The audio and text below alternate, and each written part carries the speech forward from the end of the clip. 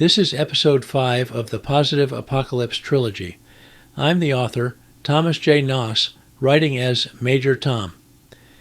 If you're new here, begin with Book 1, Birth Pangs of the End Times, available free at thomasnoss.com. Let's continue. A Positive Apocalypse Trilogy. Episode 5, Book 1, Chapters 10 and 11. The Coming Storm. Rachel's Prophetic Dream. Katie parked outside the Ketchikan Medical Services, KMS, business office, a beige metal building near the Ketchikan Airport terminal.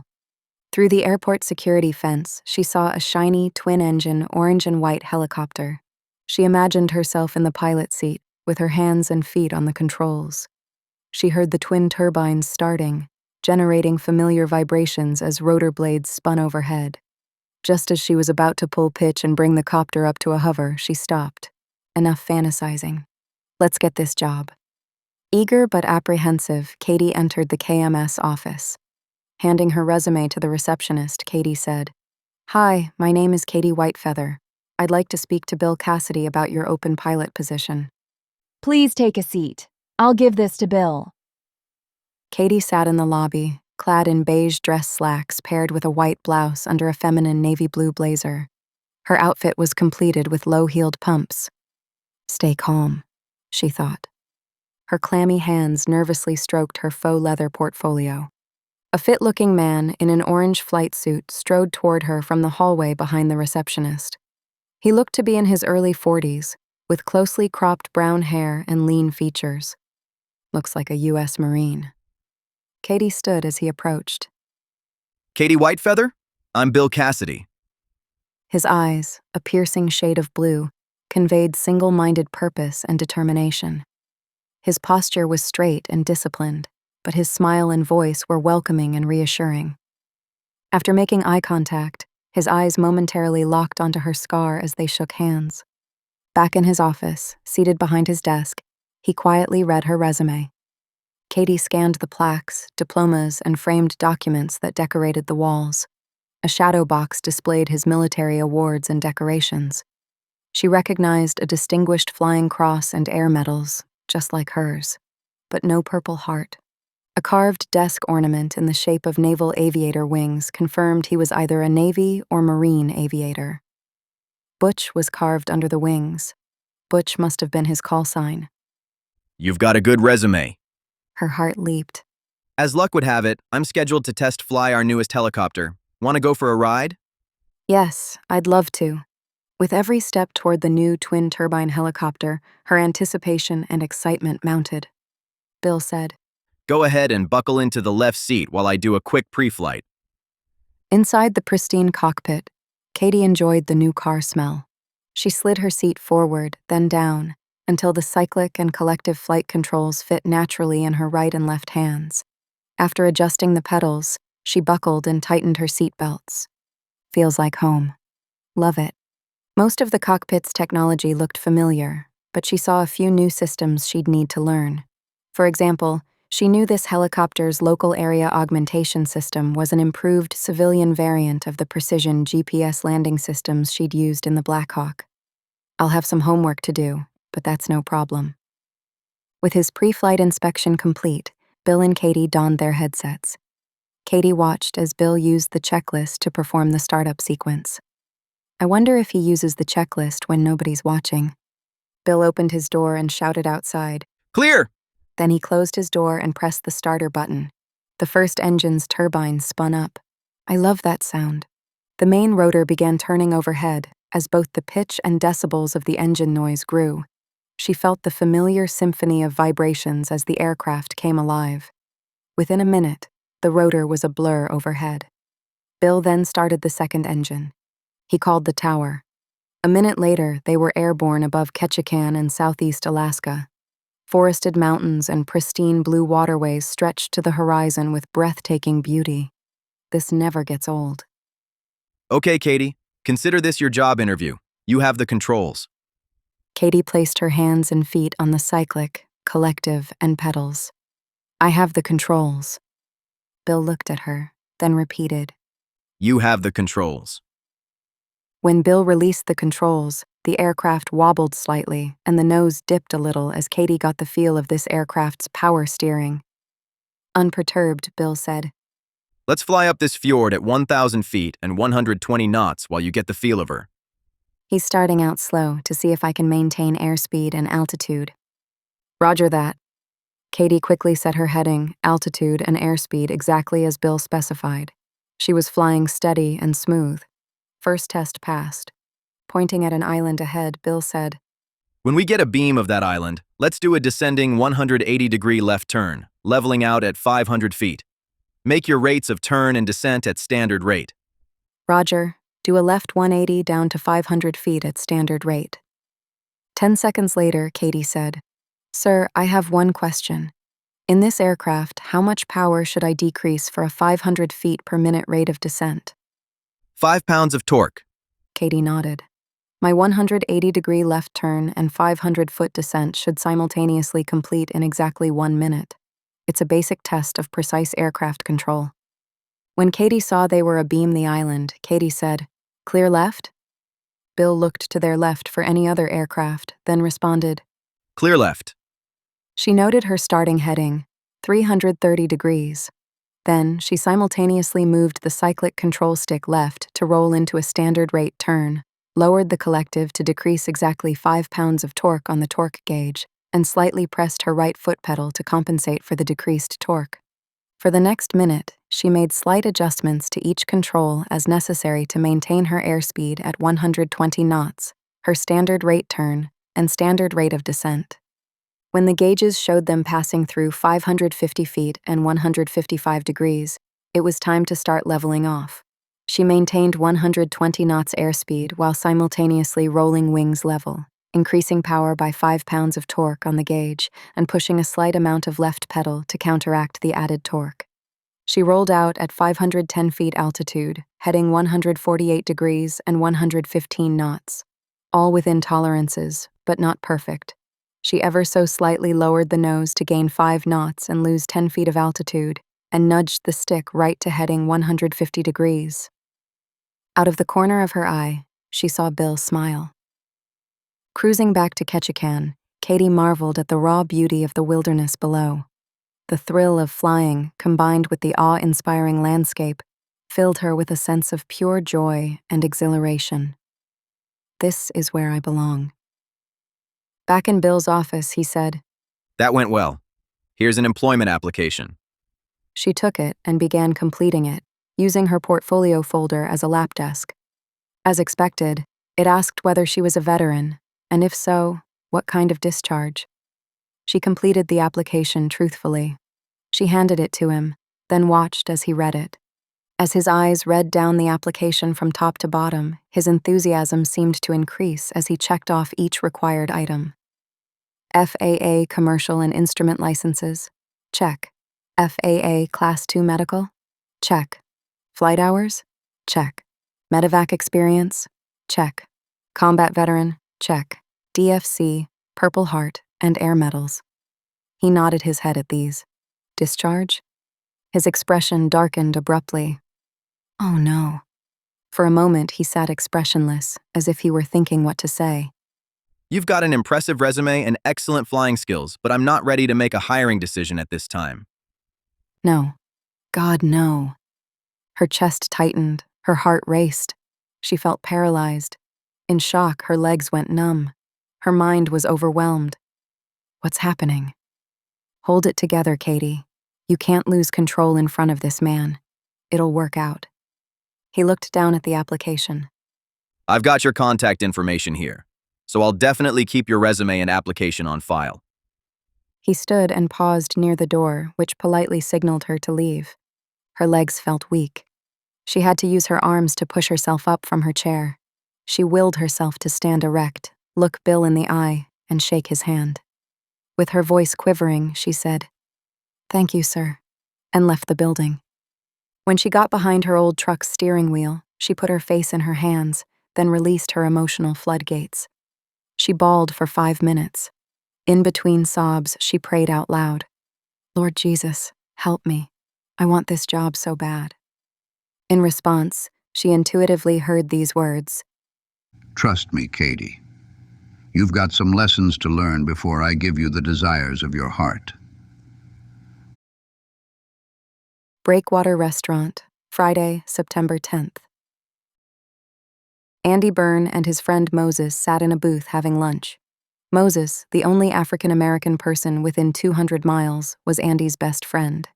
He managed the Breakwater Restaurant, the best seafood restaurant in Ketchikan. His wife Rachel was a native Alaskan of the Junakan people. Moses asked, "How's Katie doing?" KMS rejected her for the helicopter pilot job she wanted, and she took it pretty hard. She doesn't have enough fixed-wing time to get a job flying bush planes, or I'd put her to work myself. I don't understand. You've told me she's an excellent pilot in your float plane, so what's the problem? The problem is the astronomical cost of insuring a commercial pilot with less than 1,000 hours of Alaskan float plane time. I can't afford it, and I can't operate the business without insurance. Moses nodded. I see. The ugly reality is, this is a small town, and she's a female high school graduate with no other marketable skills and a general discharge. I've been telling her that other jobs may not be what she wants, but in this situation, any honest work is honorable. She realizes she'll have to settle for a non-flying job, so today she's going door to door to every business in town looking for an opening. But jobs are scarce. Just before sunset, Katie heard Andy's float plane arriving at their dock below the cabin. She set the table for dinner. As he entered the cabin, she said, "I made sourdough muffins and heated a pot of venison stew." Smells great. I'm hungry. I'll wash up. As they enjoyed dinner, Andy said, How's the job search going? Any luck? "Not yet. Things are really tight, and I'm competing with all the other unskilled labor. I'd say half the shops in town have a sign posted that says they're not hiring, but something will turn up." Andy nodded. He clicked the TV remote to watch the evening news.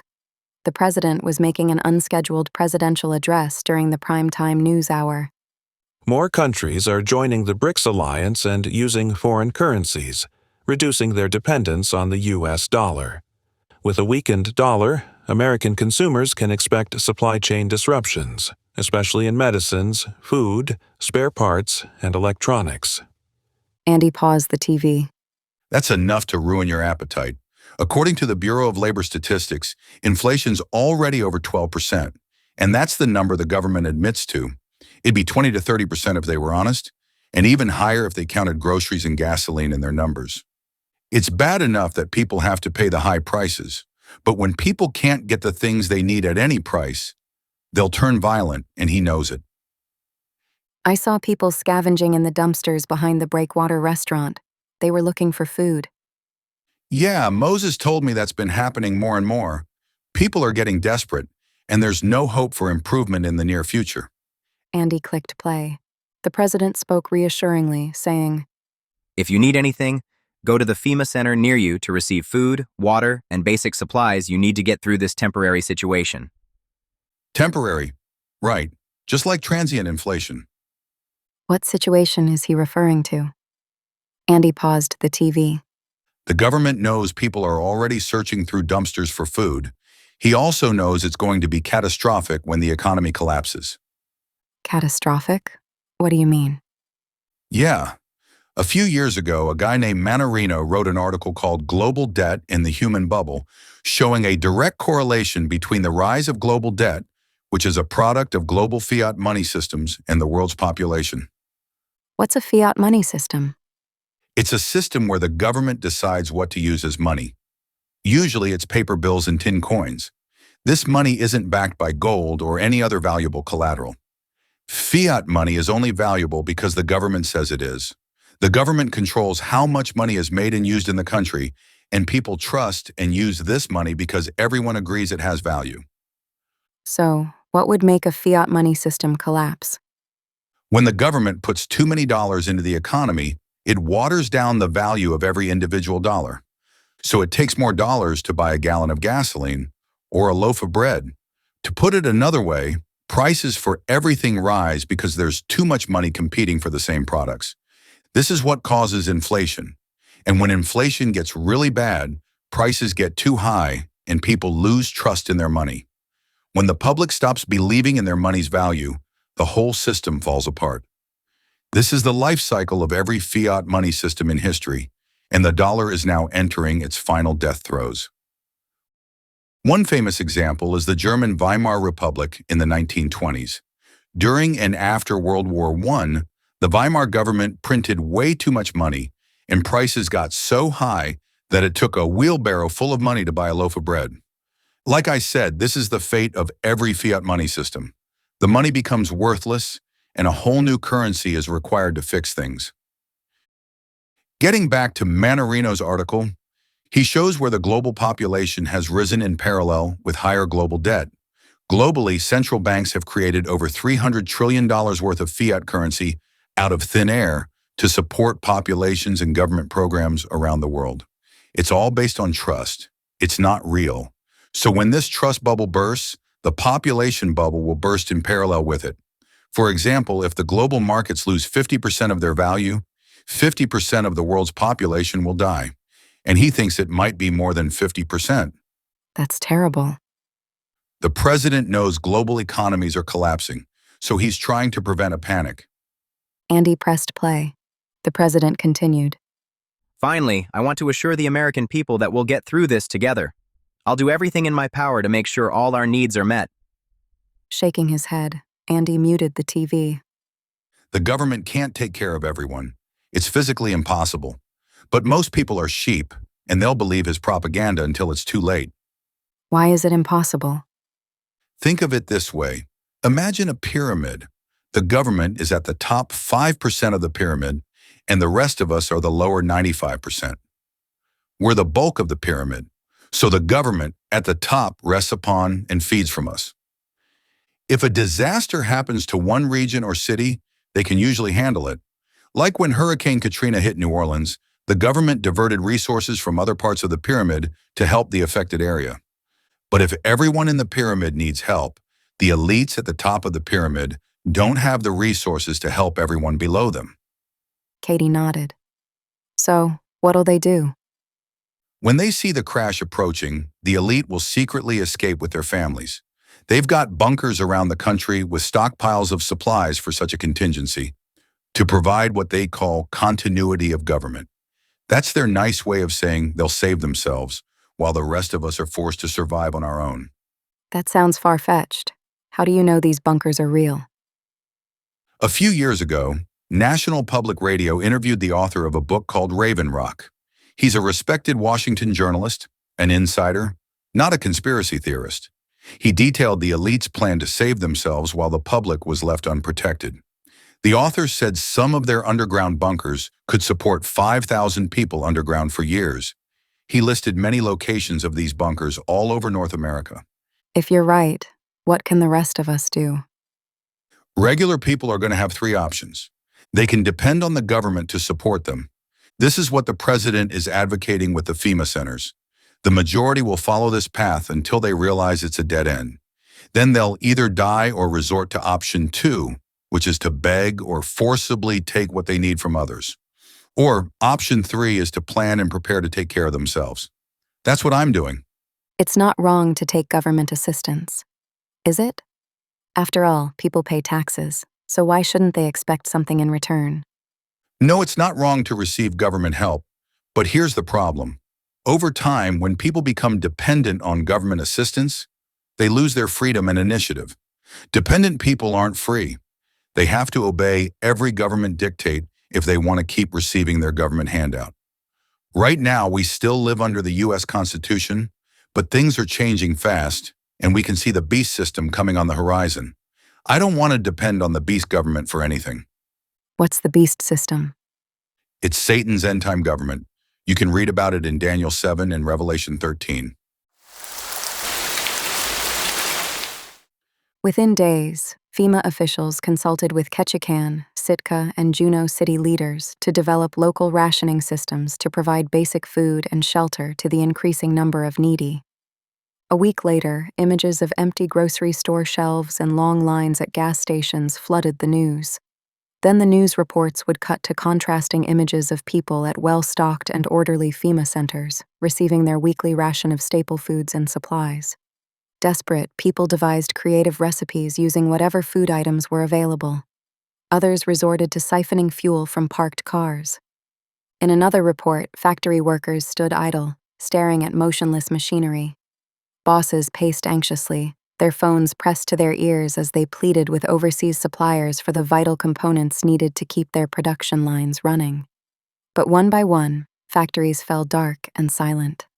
As days turned into weeks, the nation's once vibrant cities became powder kegs waiting to explode. In Baltimore, protesters smashed store windows and looted shops, their anger and frustration boiling over into violence. In Los Angeles, crowds of hungry people clashed with riot police, the acrid smell of tear gas mingling with the smoke from burning cars. Seattle, St. Louis, and New York all witnessed similar scenes of chaos and destruction as the thin veneer of civilized society crumbled under the weight of empty stomachs and shattered dreams. Across the country, overworked and understaffed police departments struggled to keep up with the surging crime wave. Gangs, emboldened by the chaos, devised a clever tactic to stretch law enforcement resources to the breaking point. The sound of gunfire would erupt near a crowded mall or school, sending bystanders scrambling for cover and jamming 911 switchboards with panicked calls. As heavily armed officers raced to the scene of the supposed active shooter, the actual target lay unprotected on the other side of the city. At first, the gangs focused on traditional targets, smashing glass cases and scooping up glittering trays of jewelry and stacks of cash. But as the value of money plummeted and food became the new currency, they turned their attention to the lifeblood of society: grocery stores and fuel tankers. Truckloads of precious food and gasoline disappeared into the night, only to reappear on the black market at exorbitant prices, leaving honest and law-abiding citizens to go hungry and without fuel. So far, Katie thought, it's not too bad here in Ketchikan. Since we're on an island with no roads in or out, criminals have nowhere to run, so there's built-in accountability here. Ketchikan, Alaska, October 5th. In his weekly sermon, Andy encouraged his small congregation to prepare. There's no benefit in laying blame or analyzing how we got here, but America, as we knew it, is gone. We need to prepare for what the Bible tells us is coming in the end time. The supplies the government promises will surely have strings attached, if they're available at all. From their body language and the skeptical looks on their faces, Katie could see people in her uncle's church wouldn't follow his advice. They'd depend on the government to provide their needs. That's all they know. They either don't believe things will get that bad, or they don't have practical faith that God will help them provide their own resources. Uncle Andy, Moses, Rachel, and perhaps one or two others will be exceptions. At the end of the service, Moses' wife Rachel stood and said, "I've got a word from the Lord to share." Andy said, Go ahead, sister. "Last night I had a dream, and I believe it's prophetic. I saw a huge red dragon falling down from heaven. It stood on the earth, with its wings encircling the entire planet. Then, in my dream, the scene shifted to the heavenly courtroom, with Yahweh seated as the judge. I saw him pronounce a judgment. When he said it, the large audience of angels gasped, but I couldn't hear what it was. Back on earth, the huge red dragon shrunk in size until he became a terrible, violent, earthbound beast with 7 heads and 10 horns. It stomped and tore nations into submission until it ruled them all. As I watched, one of its horns grew into a man, a tyrant, who rode on the beast's back and controlled the beast like a rider on a horse. Then, sprinkled in every nation on the earth, I saw thousands of lights instantly appear, as if someone flipped a switch and turned them on. They started small, like candles, but as they grew brighter, they also multiplied in number, illuminating the darkness in every nation. I saw people stepping out of their nation's darkness, coming toward the lights. Then those people became lights themselves. That's how the lights multiplied. The global tyrant and the beast hated the lights. They extinguished thousands as I watched, but the ones who remained continued to shine and multiply. The tyrant never could get them all. So, the economy is collapsing, food and supplies are running out, and an evil beast is going to take over the world. How can I prepare for any of these things? I can't even find a job. After the meeting, Moses said, Katie, I hear you've been going door to door looking for a job. Had any luck? No, I don't have a marketable niche skill, so I'm looking for an entry-level position and they're all taken. All except for one, that is. There's an opening for a gravedigger at the cemetery. Moses recoiled with concern. Katie continued, While there's nothing morally wrong with digging graves, I'm trusting the Lord will open something else up for me. Looking relieved, Moses said, I need a dishwasher at the breakwater. I know it's not much, but you'd be welcome to come and work for me. It includes an hourly wage and a free meal per shift. She smiled and hugged him. Thanks, Moses. I've been looking everywhere for a month, and this is the first offer I've had. How could I say no? Thank you. A new path forward. The dishwasher's dignity. Uncle Andy's cabin, October 9th. Andy was away on a 3-day camping and fishing adventure, serving as a pilot and fishing guide for 2 fishermen at a remote mountain lake. Katie and Buster were enjoying a quiet evening at home. Hopefully, he'll bring some fish home, eh, Buster? After dinner, the television cast a blue glow on Katie. The evening news anchor said, After sacrificing 20 years' worth of American blood and trillions of dollars, the president just decided to pull all American troops out of Kyjyristan. The news showed thousands of Kyrgyz men, women, and children flooding the road leading toward Kyjyristan's only international airport. If there's an orderly exit plan, nobody seems to know what it is. She watched, aghast, as the news showed one chaotic scene after another. It looks like the Kyrgyz people have no confidence their government will survive after America's sudden departure. The newsman paused, holding his finger to his ear. We've just been notified the U.S. government made a deal with the jihadists. Apparently, U.S. government negotiators said we won't oppose the jihadist takeover if they'll agree not to attack American military forces as they leave within the next 3 days. Katie pounded her fist on the table and yelled at the TV. What? What were the last 20 years all about? Wiping tears from her cheeks, Katie petted Buster and ranted, I can't believe it. It was all for nothing. And now we're backstabbing all the Kyrgyz who helped us in their fight for freedom and democracy. The news showed Kyrgyz faces contorted in fear, desperate to escape the bloodbath they knew would start in 4 days. Horrified, Katie saw Kyrgyz riding on a U.S. military cargo plane's wheel well as it taxied for takeoff. She yelled at the TV, No, you can't survive holding onto the plane like that. They're so primitive, they don't understand the danger. The news anchor repeated his somber message. The president just announced the imminent withdrawal of all U.S. troops from Kyjyristan, resulting in the chaotic scenes you're now seeing. Also, there's a lot of confusion among American citizens in Kyjyristan, who will be abandoned after the pullout. It's estimated there are about 800 American missionaries and foreign aid workers scattered throughout the country. The U.S. State Department claims they don't keep track of these people and don't have their contact information. So, the State Department spokesman says these civilians must contact the State Department if they need help. But in 3 days, the jihadists will control Kyjyristan, including this airport, so it's unknown how American civilians can evacuate after that. Katie's hands clenched into fists, her knuckles white. This is worse than incompetence. This is criminal. It's like the president wants to humiliate America in the whole world's eyes. Nobody could be this stupid by accident. The drone camera showed armed U.S. Marines in battle gear forcefully closing the American embassy's gate as hordes of Kyrgyz push against them. Many of the Kyrgyz held up documents, pleading to enter. Armed Marines were posted every 10 feet inside the embassy's perimeter to prevent anyone from cutting the fence or climbing over it. Many of these people trying to enter the embassy are holding up documents of some kind. A retired Army colonel who now works as a military news analyst responded, saying, It looks like they're holding up their American ID cards, showing that they were Kirgi employees of the U.S. government. Many Kirgi employees faithfully served the American war effort as translators.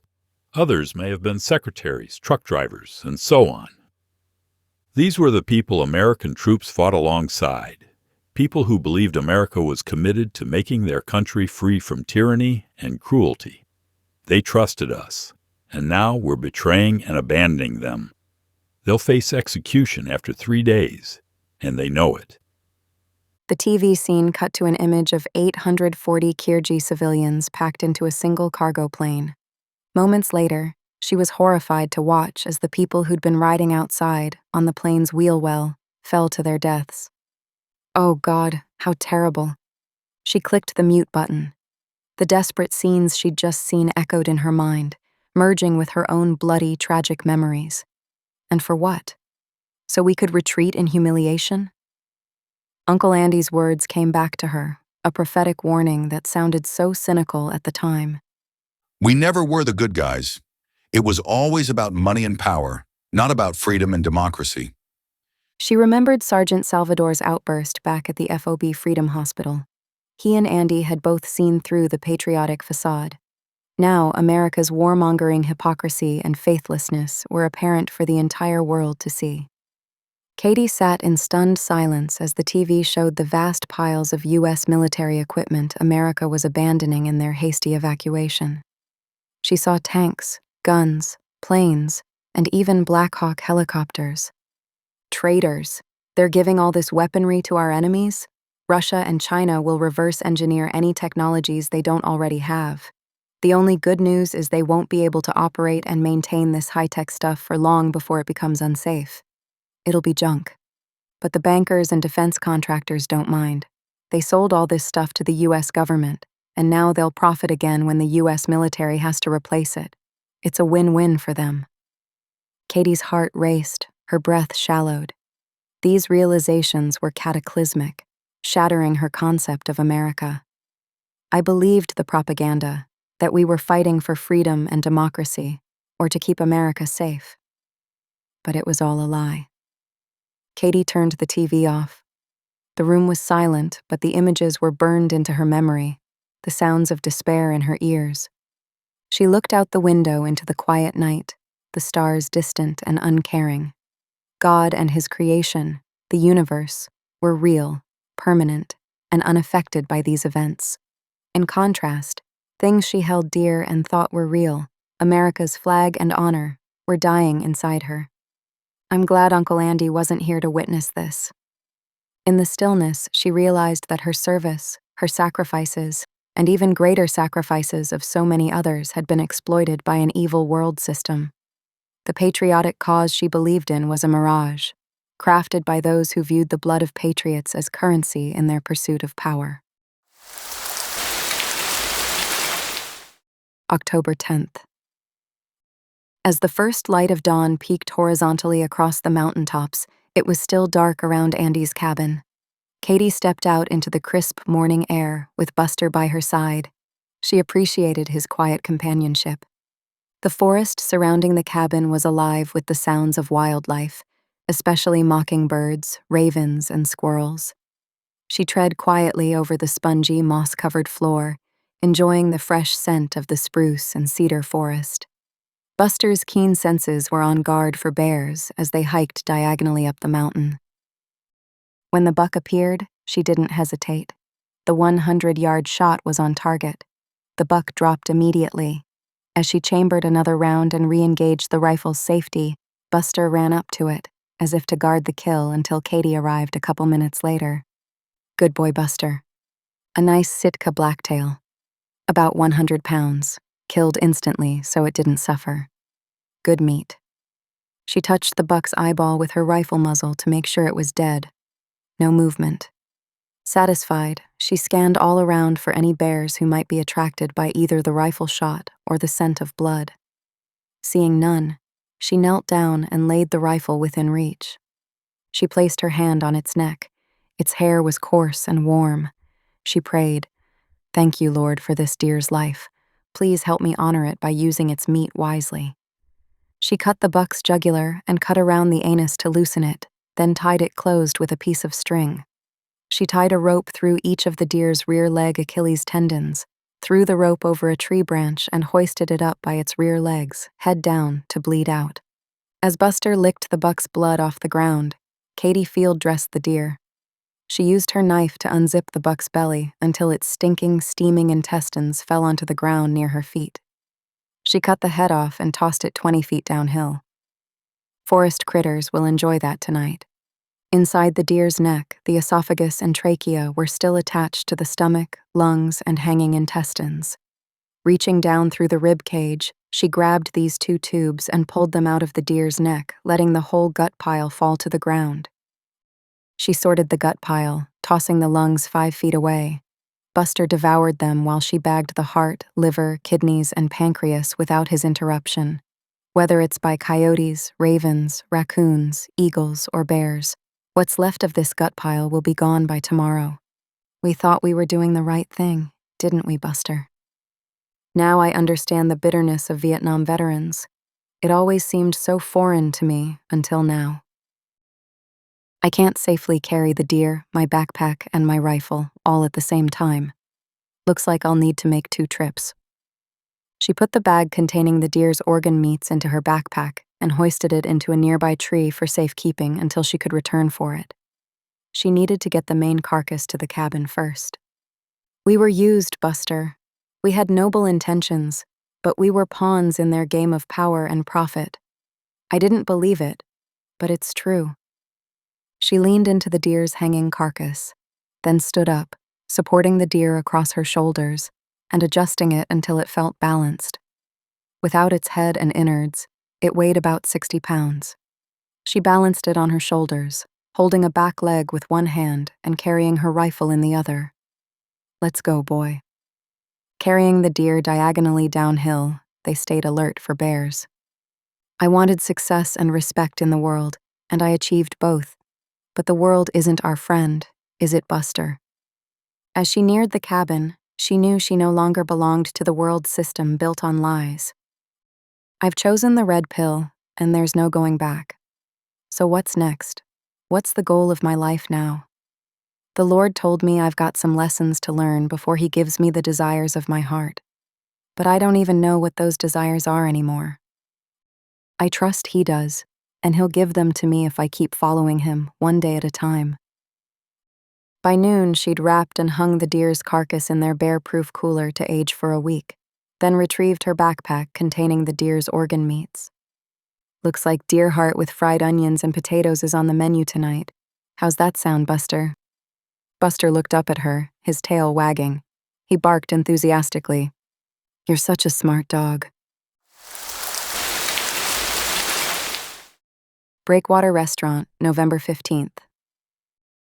Following the after-church rush, Moses came into the kitchen.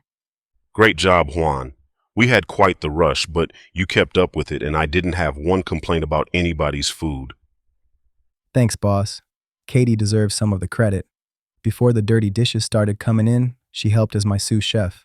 I couldn't have kept up otherwise. From the back of the kitchen, Katie interjected, "Does that mean I get 2 paychecks for doing 2 jobs?" Moses laughed. I wish it did. We'd all be getting 2 paychecks if that was the case. Moses patted Juan on the back as he continued past the stoves and refrigerators on his way back to Katie's dishwashing station. Wow, this place is spotless. I've never seen it so shiny and clean. Thanks, Moses. In these last 2 months, I've learned to take pride in my work, even if it is only washing dishes. Keep it up, child. The Lord will surely bless you. Katie nodded and smiled as Moses left the kitchen. After her fall from being a respected Army aviator to being a dishwasher in a small restaurant, Katie had almost overcome the resentment she felt about her situation. "I'm a dishwasher who lives with her uncle. Instead of commanding a multi-million-dollar state-of-the-art helicopter, I drive his old spare truck and operate a dishwasher. But I did the right thing." She didn't blame God or herself. God didn't institute the vaccine mandate, and after what happened to Shrek, she'd make the same decision again. As Juan cleaned the grill, he said, I noticed you said to Moses that your work was only washing dishes, as if that wasn't an important job. After scrubbing a tough place on the grill, he continued, Your job may not be very prestigious to some, but it's a critical role. Without clean dishes, we're out of business. Moses and I would be out of our jobs. I couldn't support my wife and children, so we appreciate and value what you do. We're a team. You're right. Thanks, Juan, she said, mispronouncing his name on purpose. He smiled. Later that afternoon, Moses came back into the kitchen, followed by another man dressed in an orange flight suit. Moses pointed at Katie and said, There she is. The man nervously approached her, then said, Katie Whitefeather, do you remember me? She did. She was trapped, with no way to escape. He was from her past life when she had rank, wings, and glory. Now that was all gone. Now she was a dishwasher, working for minimum wage in the windowless back corner of a restaurant kitchen, because that's the only job she could find, not counting grave digging. How humiliating. Yes, I remember you.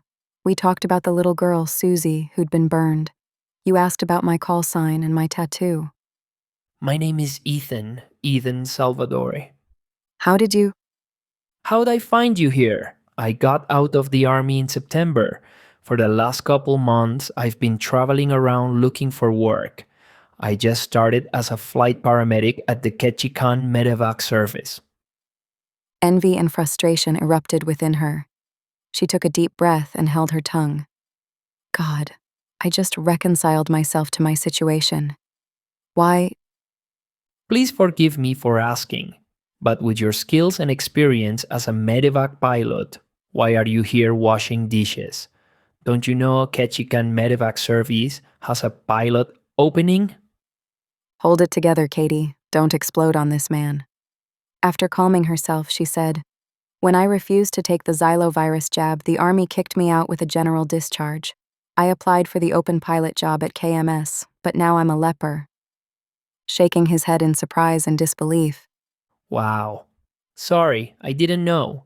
When I noticed you weren't around at the FOB anymore, I asked where Warrant Officer Whitefeather had gone. They told me you got xylovirus, and they never saw you again. I didn't know. I'm really sorry. She nodded silently. Well, my shift is starting soon, so I've gotta run. This is a small town, so I'll see you around. He left as quickly as he came. Her mind reeled with questions as she washed dishes during the last hour of her shift. Is it a coincidence that he's in Ketchikan, working at KMS? He remembered my name and went out of his way to find me here. How did he find me? And why? November 17th. After a delicious fish and chips dinner made with fresh halibut, Katie turned on the evening news. It was showing a video collage of droughts, floods, and violent storms destroying crops and farmlands worldwide. Next, they showed images of starving mothers and dying children, with flies swarming their eyes and lips. The newsman said, Because of these climate change disasters, these are a few of the millions of people who are facing starvation around the world. The situation in Western countries is not as dire, but UN officials say Western nations should increasingly expect food shortages of certain items, especially those made from staple crops such as wheat, corn, and rice. Americans are encouraged to stay calm and trust their government to provide for their needs. At this, Uncle Andy clicked the mute button. Remember what I told you when you left for the Army? Follow the truth, not the propaganda. The sad truth is, the government doesn't care about us. They only want to keep the masses pacified and subservient so people won't turn violent and revolt. But they can't possibly help us all, and they know it. They're not walking in the truth. They're lying. Katie looked at her uncle, keeping her facial expression neutral. Sounds like a conspiracy rant, but he's been right about everything up to now. Tomorrow I'll show you what we're doing instead. Your Klinatok ancestors prospered in Southeast Alaska over 5,000 years before the white man came, and they didn't starve or freeze. So if we have the right skills and equipment, we don't need to depend on any government to provide our needs. We're going to provide for ourselves, with the Lord's help, of course.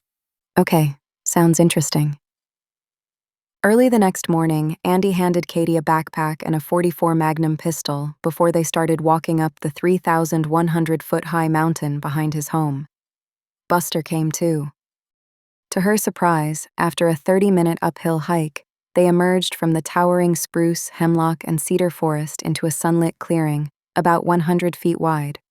It was on a gentle, south-facing slope, and it had a small log cabin on the far side, facing them, with a solar panel on the roof. Wow, this is pretty. Is this yours? Did you build it? Yep, this was my hobby project while you were away in the Army. Nice. Her smartphone app showed they were at 2,102 feet elevation. In the clearing, they passed a large fenced garden with potatoes, onions, beans, butternut squash, and corn growing. She saw at least 5 cords of firewood in the woodshed near the cabin. I'll show you around outside first, then we'll go inside. Enthusiastic, Katie said, "Can't wait." Uncle Andy revealed his hidden stash of long-term food and supplies buried nearby in waterproof bags and metal containers. I'm impressed. For water, a spring-fed creek flowed past the cabin from higher up the mountain. He had a pipe coming down from the spring into a reservoir above the cabin. The reservoir will gravity feed water into the sink's faucet, so we've got running water. The pipe is laying above ground. Won't it freeze in the winter? Yes, it will. To prevent that, I don't have water coming into the pipe right now. Burying the pipe is next on my to-do list. Afterward, it won't freeze. Finally, for the outside tour, Andy showed her the clean new outhouse.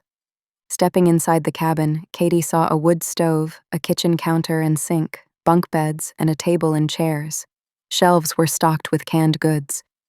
The solar panel powers indoor lighting and outdoor floodlights, a small TV, AM/FM, and shortwave radios.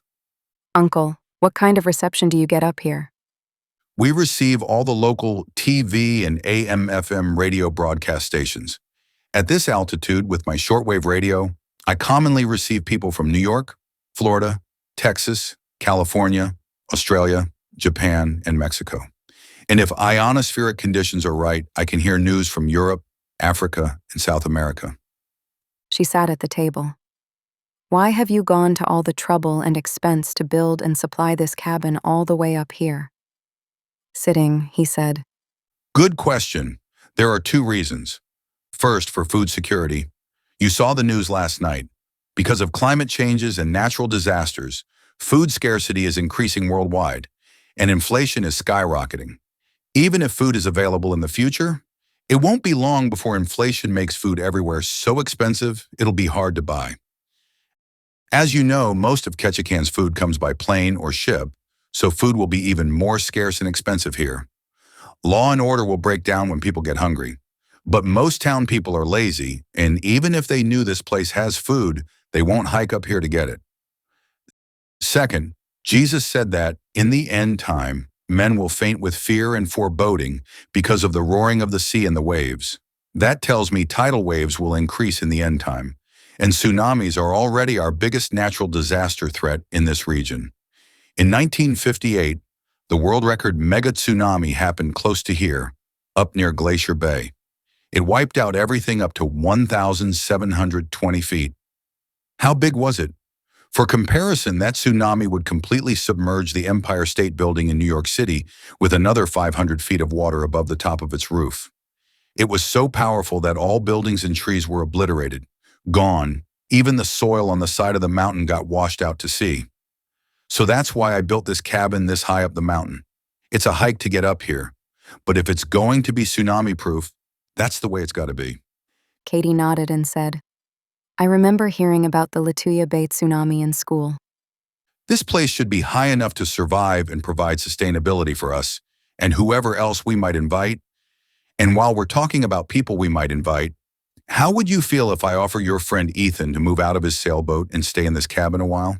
I could use his help to finish the remaining projects. Shocked, Katie said, My friend Ethan? How do you know him? How do you think he knew where to find you at work? I was wondering about that. How did he? You told him Ketchikan was your hometown, and he thought it sounded like an interesting place. He remembered your last name, so when he got here, he looked you up in your high school yearbook. He seemed like a nice young man, so Mrs. Mitchell at the high school called me and asked if she could give him my phone number. I met him at the Blue Mountain Coffee Shop.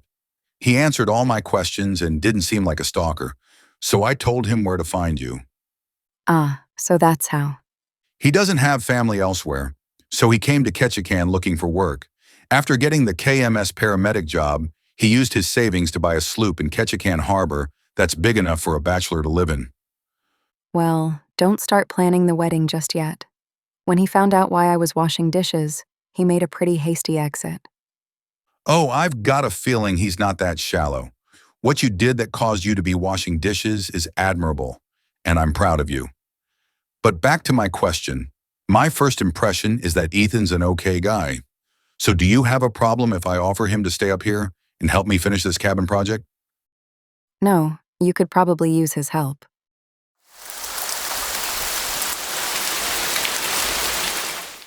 You've been listening to Episode 5 of the Positive Apocalypse Trilogy. Rachel has seen the light spreading to the nations, overcomers rising, even as the dragon rages. But visions of victory do not cancel the coming storm. The sky darkens, the 4 horsemen ride, and the toll reaches into the billions. If you want to continue with weekly episodes and companion studies, subscribe at thomasnaus.com. Book 1 is available there free. Until next time, stand in faith.